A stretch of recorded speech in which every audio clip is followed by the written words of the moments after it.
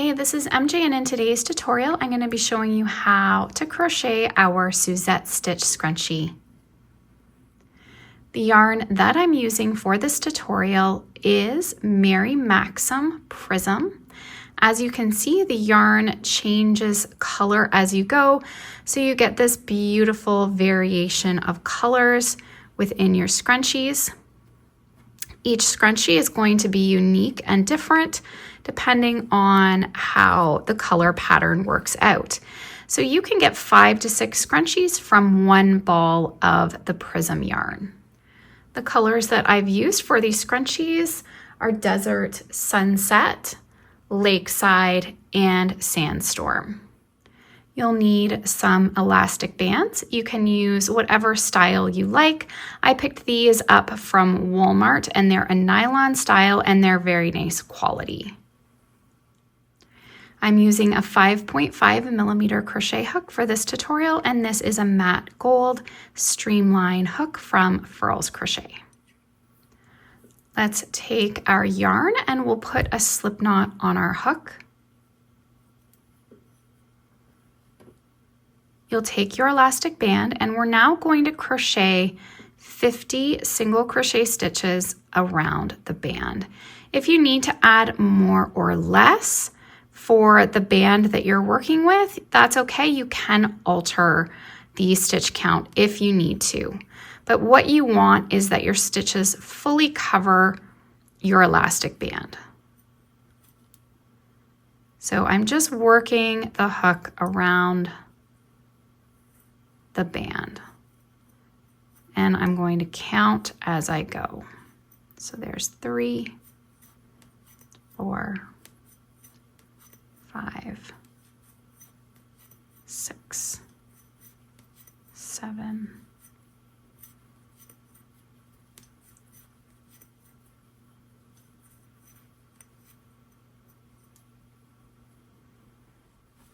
8. Okay, so I've worked 25, and what I like to do before I have worked all my stitches, you can push your work to make sure that you're going to have room for all 50.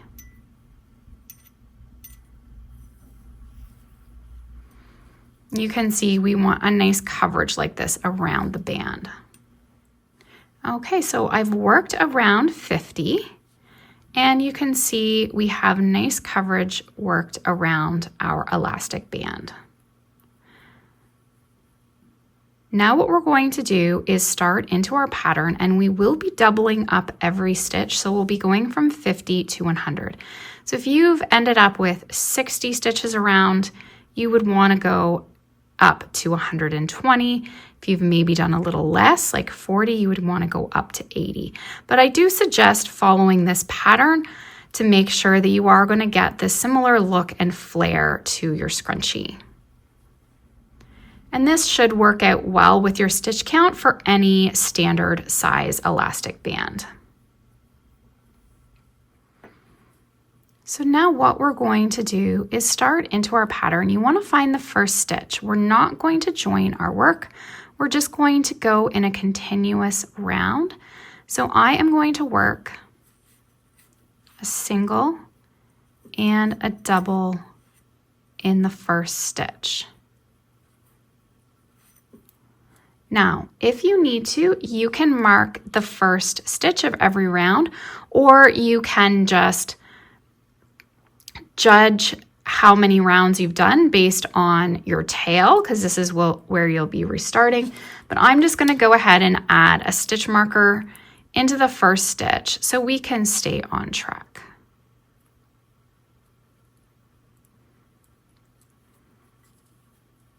So now our next stitch, and you may need to pull your work apart a bit to see these stitches. We're going to work that single double. In the next stitch, we're going to work a single double. Single double. And you're going to do that in every stitch around, increasing to 100 stitches. Okay, so I've worked all the way around and I have a total of 100 stitches. Now what we're going to do is move our marker, and in that first single crochet, we're going to work a single and a double. And we can place the marker in the single crochet stitch, which is our first stitch of the round. We're then going to skip the double crochet, and we're going to work a single double in the next single crochet. So as we work the pattern now, we'll be always skipping this double crochet, working a single double in the single crochet. So skip the double, single double. And we're not doing any more increasing. So we're going to stay at our 100 stitch count throughout the pattern now.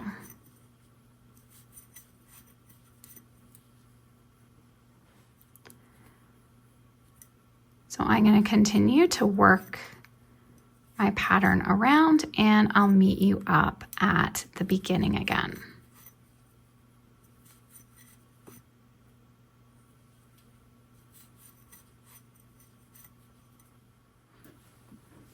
Okay, so I've finished round 2 of my pattern, and we're going to continue this until we have a total of 5 rounds. Including that starting setup round, we would have a total of 6. But since we started working the pattern, we want to have a total of 5. So it flares out into this size. Okay, so I'm going to continue. I need to work 3 more rounds, so I'm going to continue working them. And then I'll meet you up to show you how to finish off with a seamless join. So in the single crochet, we're going to do a single double,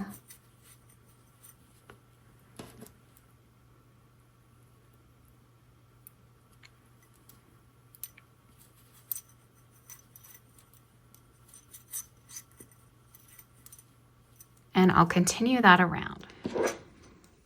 Okay, so I've worked all the way around to my 5th round. I finished with my single double. You should have a stitch left, and we're going to fasten off.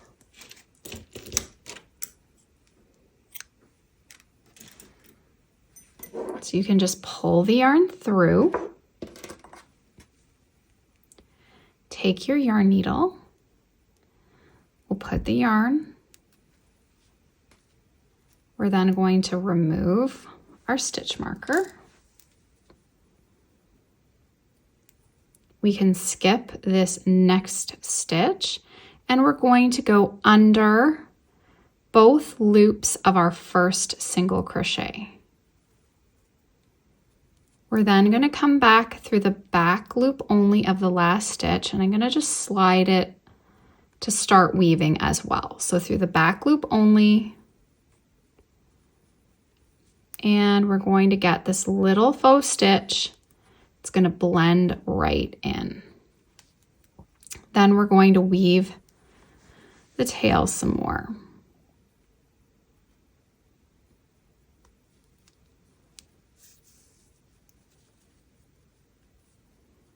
And we're just going to make sure that we don't distort that stitch. And then we're going to weave it back in the opposite direction, just hiding the yarn through the stitches. Then you can give that a trim.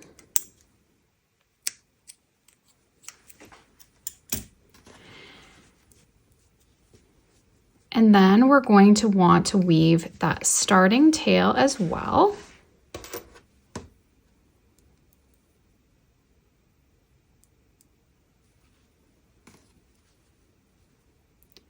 I just like to weave it through the stitches.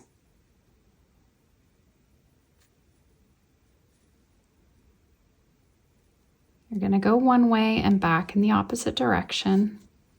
I don't want to weave it onto the elastic section because we will be pulling this as you tie it around your hair. So we don't want to have any weaving through that section.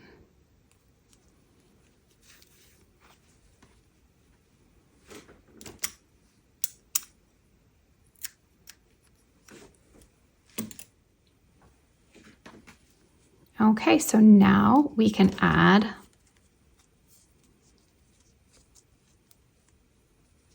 our tag. So this is just optional. I have personalized tags, so I'm going to add mine on. You could always have a little handmade label, or if you are operating a business and you want to get some custom labels, it's always a nice idea to personalize your products. But if you're just giving these as gifts or making them for yourself, you don't need to add a tag. But it is a nice little option if you do sell your products, or you like to even just put a little handmade label on them. It's a nice little touch. So now I'm using my leather rivets here to attach these. Now you can hammer these. The kit does include a little hammer piece that you can use to hammer those. So now you can see as you go to do your next scrunchie, you're going to start going into the burgundies and the pink colors. So you're going to get a variety of colors as you work through your ball. Now, if you purchase the PDF, you will also receive the printable. So some of them say scrunchies and some of them say scrunchie. And we also have the option with the Made with Love. So I'm going to cut these out and show you how you can use them. So if you're selling these at markets or just gifting them, it's a nice little touch. And I have just printed them off on the craft cardstock, but you can print them out on white cardstock or any color really that you prefer. So I do have a dotted line here that we're going to cut.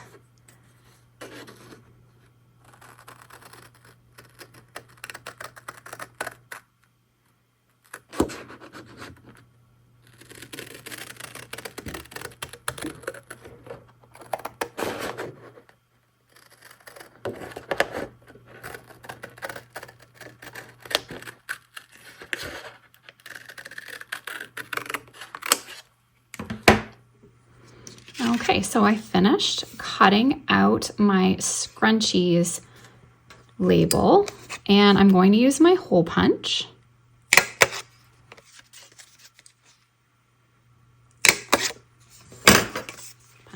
So if you're selling one individual scrunchie, you can use the scrunchie label, and I have Made with Love, but I also have the option to leave this blank on the back as well if you want to stamp with your logo or if you want to add something different. So if you want to sell 2 of your scrunchies together, or you could probably get 3 on here as well.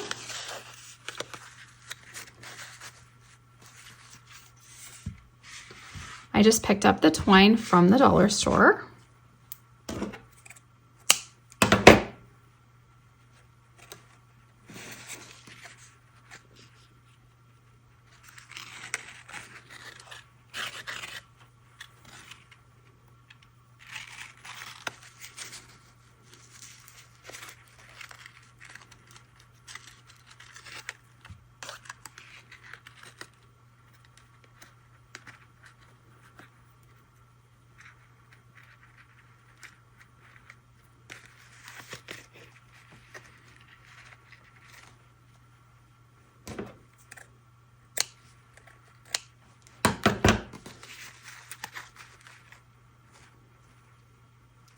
And you could always just write your price on the back if you want, or add little price stickers.